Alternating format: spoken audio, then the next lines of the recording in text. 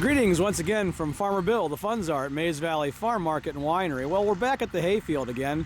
As I mentioned in the previous video, we're tedding the hay right now, and I've been talking about different types of hay and forage and hay versus straw and what's the difference and some things like that.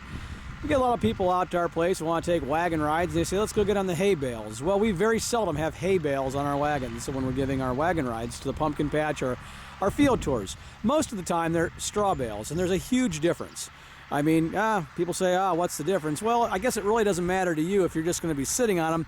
But if you're an animal and it's the main source of food that you have, it makes a big difference. It's a little bit like the difference, what I say, you're going to sit down to eat, and do you want to eat the package or do you want to eat the food?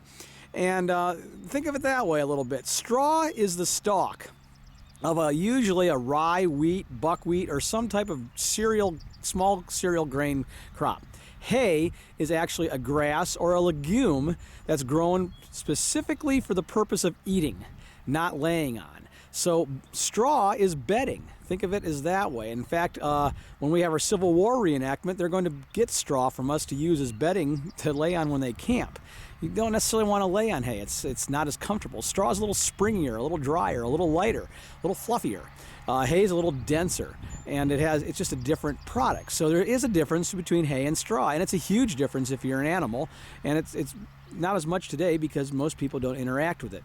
So I mentioned we have a alfalfa Timothy hayfield mix here, and that's why we're tedding it, versus a pure alfalfa mix, which is more commonly fed to dairy cattle that need a lot of protein. Out in the field, what's the difference between alfalfa and Timothy, and why should you care? Well, if you're learning something, maybe that's why. Let's touch on that today.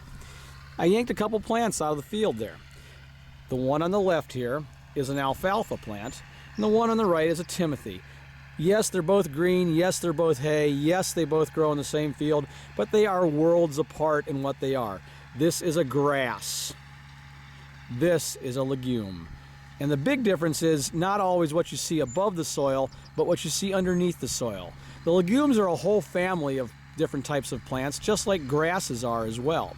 You have, this is a Timothy grass, and it just makes good hay. It grows up big, it has a nice head on it, it makes a lot of fiber.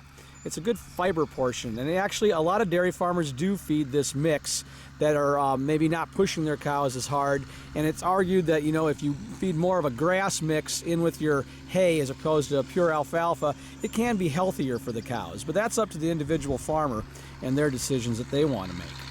The alfalfa plant here, like I mentioned, is a legume, and the big difference is we're not going to see it here, is in the root system. The legumes act completely different under the soil than the grass plants do.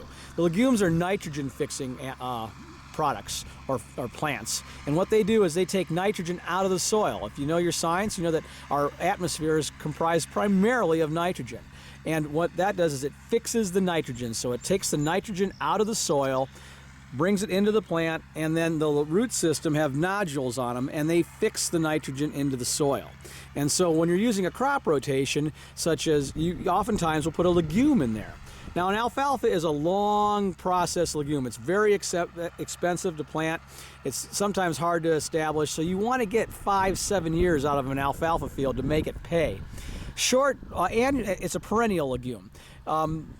When you're looking at soybeans, for instance, they're more of an annual legume, and there's a field of them out there. They do the same thing, though. They'll fix nitrogen, and they'll put nitrogen back into the soil. Corn uses nitrogen. Corn is a grass. So you want to get in a crop rotation there. So a lot of times you'll plant a soybean plant. It will help put nitrogen back into the soil. Then the following year, you'll plant corn there, and it will take some of the nitrogen back out of the soil.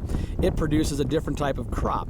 So that's a little bit about the differences and what they look like in the hayfield and kind of why we do that. You have grasses and you have legumes, and they perform different functions.